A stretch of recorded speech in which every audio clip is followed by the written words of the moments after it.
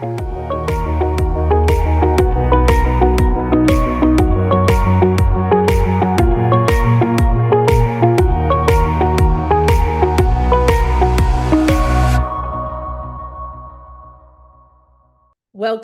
to How Women Inspire.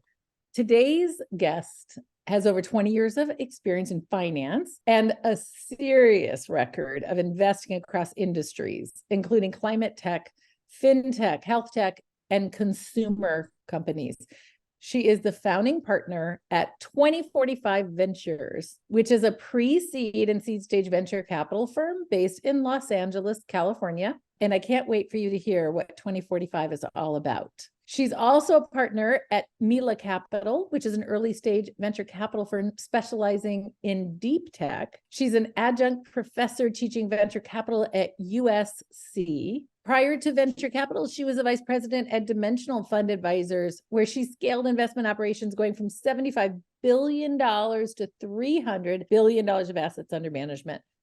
This trailblazer has an MBA from Berkeley Haas, an MA in sports management from USF, and a BA in economics from USC. Her credentials are spectacular. She enjoys breaking away by getting outdoors, and she is a venture partner for How Women Invest Fund to Seed Fund. Welcome, Carmen Palafox. I'm so honored to spend time with you today. Likewise, Julie, excited to be here. So Carmen, when you have a moment of celebration or a moment of challenge, do you have a song that gives you like a lift? The first song that popped into my mind, I used to be a marathon runner. My first marathon was the London Marathon. And to get through that last stretch, the song I would go to is by Eminem, Lose Yourself. So, that's the first song that popped to mind, but there's definitely others that pick me up and get me going. I have to tell you, when I think about you, like you're such a Renaissance woman. And I think about you go from having an economics degree to a master's in sports management. And now you're like goddess in all things venture investing. You're on the board of the National Venture Capital Association. I mean, you really are, and you're a professor. You're amazing. Why? What did your mom do? Like, what is it? Is it you're fueled by a passion? What happened that got you to this point where you're such a beautiful combination of things? Yeah, I think through my career, I've always been looking for the intersection of passion and what I'm good at. And so that has led me to different things, including getting a master's in sports management when I thought I wanted to transition into running race marathons. I really liked the combination of philanthropy, goal setting, and raising capital. So I think for me, it's always about how can I align my work and what I'm good at with what I'm interested in and have the most and greatest impact. And you've had such huge impact in so many ways, Carmen. And you started with more traditional finance, but you moved into venture and you've now got a serious venture track record. How did that come about that you decided venture was the place to focus? Because you're like a serious national leader in this space. I was fortunate to start my career at Dimensional Fund Advisors focused on public markets. And so I got to see the other end of the spectrum at a very young age and recognize the importance of the capital markets. And after time, slowly started to understand that companies weren't going public as fast as they used to, and that a lot of the opportunity was happening in the private markets. And, that is one of the reasons why I decided to focus on entrepreneurship and venture capital while I was studying at Berkeley Haas for my MBA. So how is it that, okay, everybody knows the Bay Area for venture capital, but you're in LA, but you were at Berkeley. Why'd you go to LA? And most of us don't really think about it as having a technology ecosystem. We just think beaches. and Hollywood, That's right. Beaches and Hollywood and entertainment. And that's a big part of our DNA here, storytelling for sure. But the venture ecosystem here has definitely evolved, at least since I got into venture. We're now the third largest tech ecosystem in the nation. And what's after Silicon Valley's got to be first? right, Then what? that's right. That's exactly Well, right. The let's Bay take Area it is from first, and yeah. then New York is Oh, second, New and York, then we yeah. often tie for third place. So All right.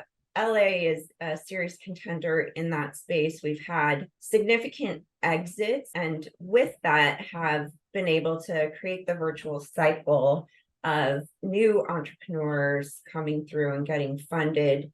There are now several billion-dollar funds here. So it used to be back in the day that Southern California was well known for very early stage smaller funds focused on pre-seed and seed, but that story is shifting now. We have bigger funds that can carry companies through their growth stage.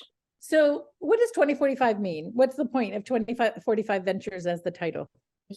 Just going back to my days at Dimensional Fund Advisors, we'd always have these target date funds where we're focused on the future and allocating capital towards that future. And so 2045 is the year there won't be a racial majority in the United States. That's already true across many states in our country. In fact, in Los Angeles, 70% of the population are people of color, but yet there's a massive imbalance in the amount of capital that is going to underrepresented founders. And I see that as a massive opportunity to bring economic empowerment to these group of founders and to society in general.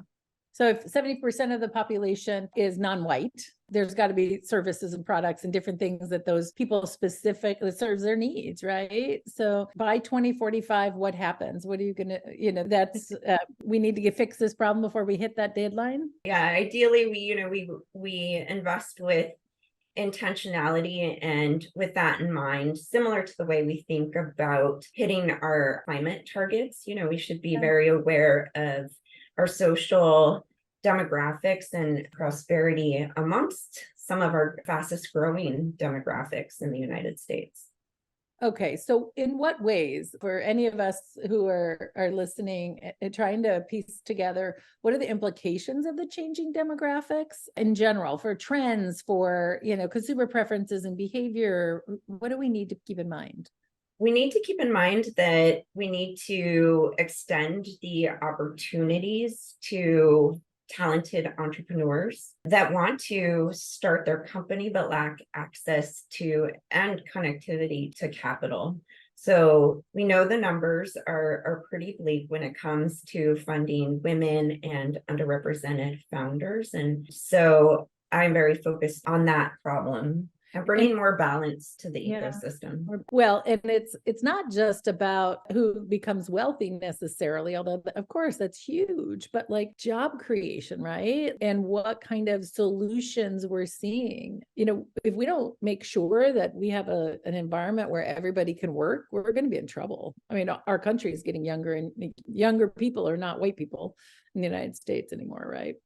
Right. So when I think about investing with people, new Americans even, I think about immigrants myself and the huge value that an immigrant coming to this country has, right? They're going to be courageous and have grit, all those things that you hear about that makes a great entrepreneur. Have you seen that in practice? Is that something that is part of your thesis? Absolutely. I started learning more about the entrepreneur's journey within the tech ecosystem through the NVCA, and that's how I really got involved. There are several other countries that have a startup visa for immigrant founders, where if a founder is starting a tech company and has raised capital, they can get a visa to continue to build that company in the country. And countries like Canada, Chile, all have this idea and concept of a startup visa, but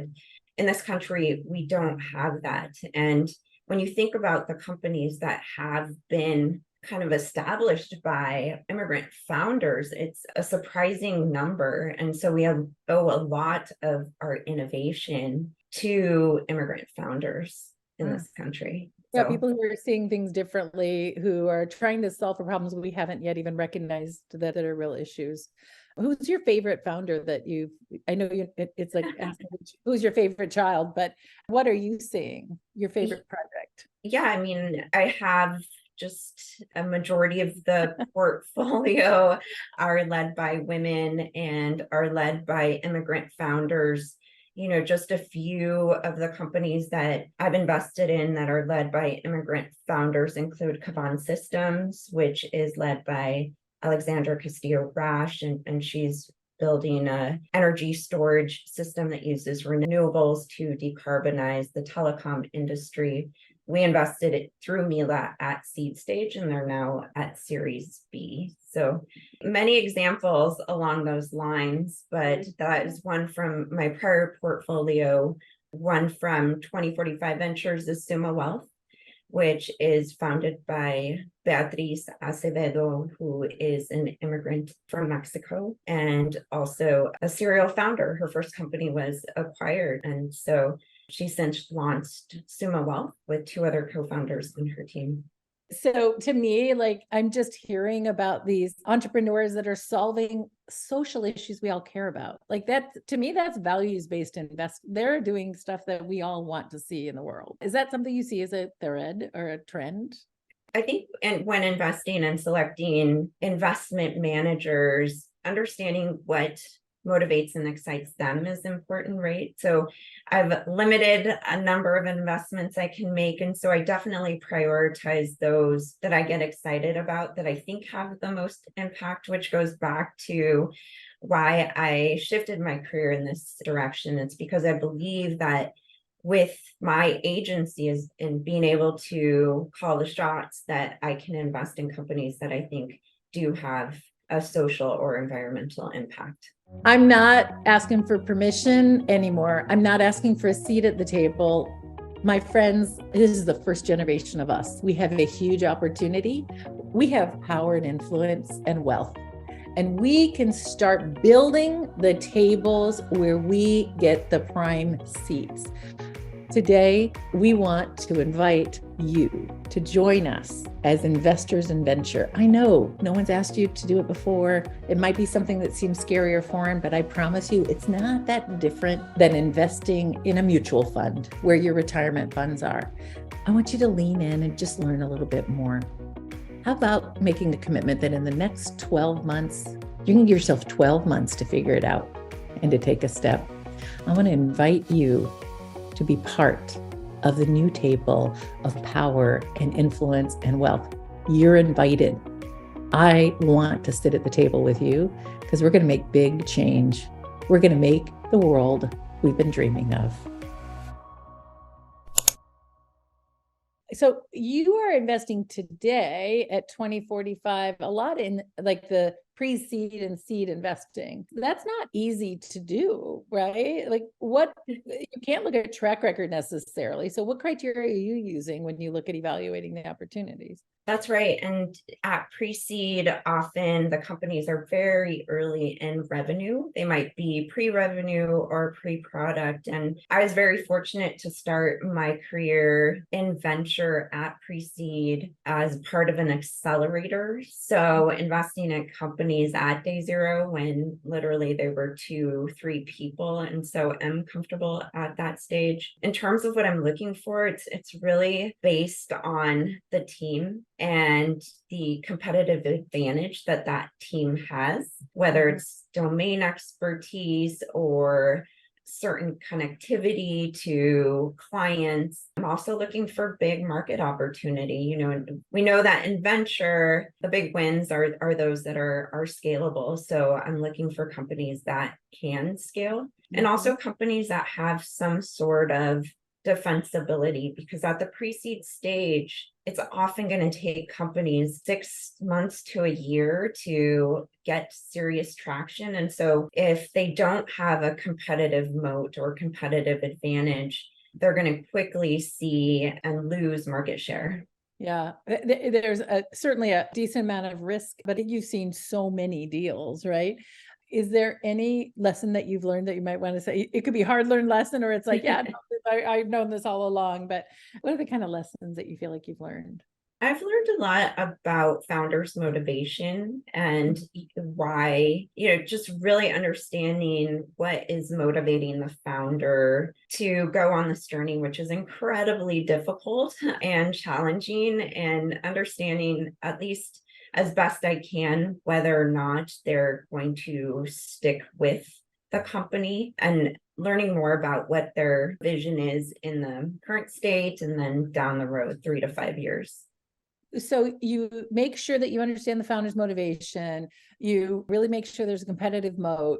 But you also, as we just talked about, you made quite a few like climate tech investments, right? What would you say are the key innovation investment areas that you're most excited about as it relates to the climate tech sector? What's really going to make a difference? Right now, as you and I are talking, it feels like the world is on fire or flooded everywhere. So what are you finding most promising? My past experience in climate tech really centers around energy. And Mhm. so the companies I've invested in that area include Amped Innovation, which is focused on creating productive use appliances. So think refrigerator powered by solar, a TV powered by solar, that's ruggedized for extreme conditions like Africa.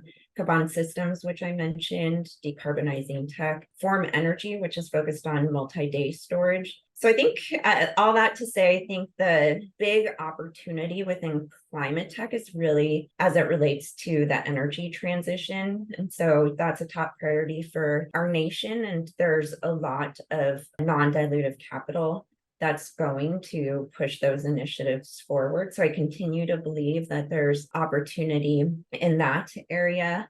I also think that our oceans are pretty untapped in terms of innovation going to that space. So I think that's an opportunity too. What did they say? Right off the coast of Florida, it's 110 degrees in the water right now, or 102, like something really significant. We're going to have to figure out, maybe there's some way to pull some of the heat out of the ocean. I don't know. So you and I both invested in a company called C0. That's a climate technology solution. What is the biggest challenge for somebody like Kat, who's running C0? So Kat Turner is an incredibly talented backend engineer, and she is both the CTO and CEO, and takes out the trash, and she's very early stage, very motivated. And when it comes to climate, that speaks to her background. She has a master's in science in oceanography, and so is very dedicated to ensuring that as she builds this business, she's doing it in a way that can help smaller emerging brands become net zero, right, in their supply chain. And so she has a big vision for that, but she has to build in chapters. So for her, it's getting through chapter 1, chapter 2, and ultimately to that long-term vision. And that goes back to really understanding what a founder's motivation is, what drives them, and how they see the future, how they see year 1, how they see year 5, and how they see year 10. So we've talked about these founders so much, but your resume is amazing. What is your relationship with those founders? Like, how do you interact with them? And do you do more than just bring them cash, through the investment? I try to understand what their biggest challenges are. I want to strike a balance between being too in the weeds and being of service. So for me, it's understanding how they communicate best. With a lot of my founders, I have text threads or I'm on WhatsApp, and I'm communicating with them on a bi-weekly or weekly basis. With some founders, their preference is to have check-in calls once a month or more frequently, if that. And I'm always asking what's top of mind for them and seeing how I can help or how my extended network can help. So you are on the board of the National Association. You teach at University of Southern California.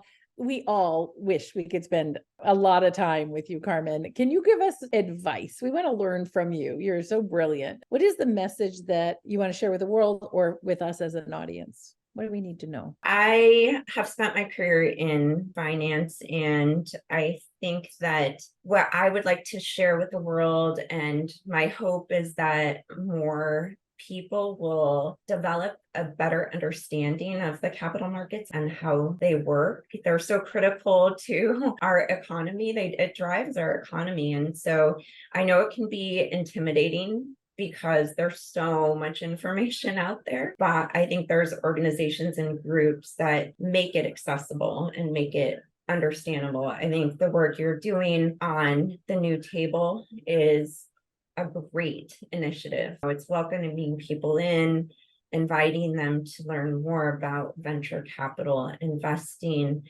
and get their feet wet. So I think that's really important, and one piece that I would like to leave with the audience.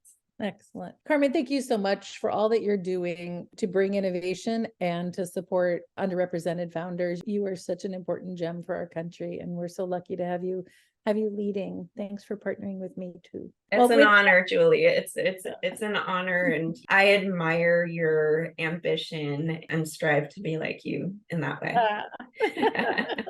Right back at you. So how can people find you if they want to get to know you, invite you to do something else, or invest in your fund? I'm at c@2045vc.com. All right. Thank you so much, Carmen. And everybody, you heard it here, pushing the envelope and thinking about the future. What's your 2045? What is your future goal? What are you trying to do to make the world that you want to see? Thank you so much, Carmen, for being with us today. Thank you.